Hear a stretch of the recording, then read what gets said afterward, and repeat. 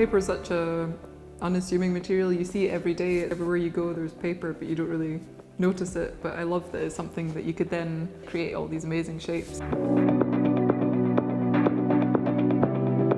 But you have to care about getting things right. Sometimes if a paper is quite thin, you have to treat it so delicately that you really have to take your time and work with how it behaves.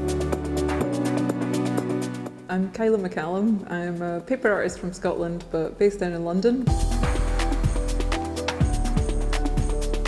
Every sort of so often you get a project where you know quite quickly that you'll be excited about it. Lexus asked me to design a paper car version of the UX300e, incorporating different sort of paper cutting techniques and origami, and create a paper city as well. So we're going to shoot the car going through this city made completely from paper. The project was to sort of reflect the craftsmanship that goes into the Lexus vehicles. Origami is like a skill where you have to be precise and technical. So they have this thing where they fold an origami cat with their non-dominant hand.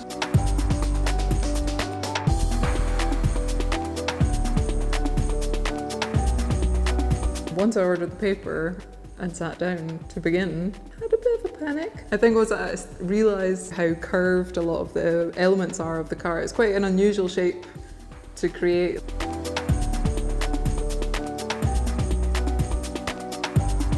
The project started about 4 months ago. So the design process we worked on for about a month, and then I've been making for about 2 months so far, and about another month to go, just under a month.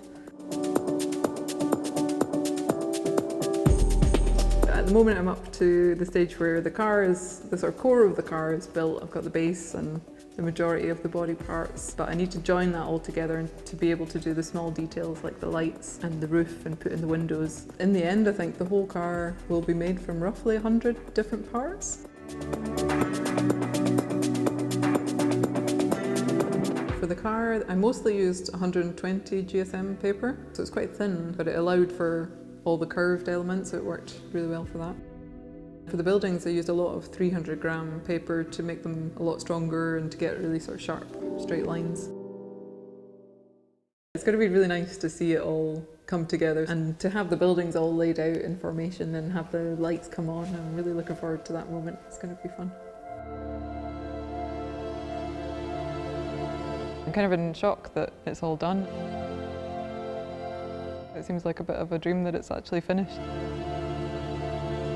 Yesterday we started pretty early. We had to unpack everything and all the origami facades had to be assembled on site.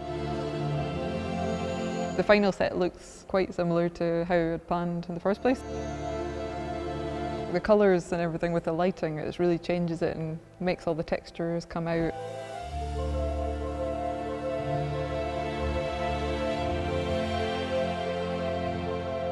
There's quite a few different techniques that I had to use for the project. There are parts where it's more purist origami, where I've created sections with just folded patterns and creasing. Definitely a huge challenge to create some of the parts to the car that were more sort of using curved folding and techniques that I don't get to use so often. The grille, it was made with a kirigami technique. I used sort of parallel cut lines and tried to get like the angle of the grille where it sort of tapers at the top and at the bottom.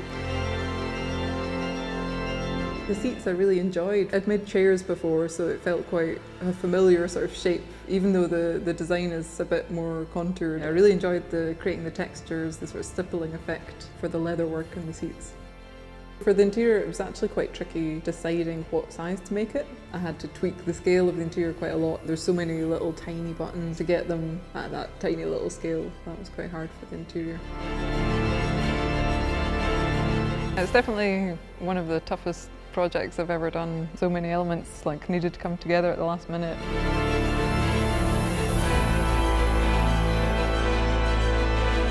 Definitely been worth it.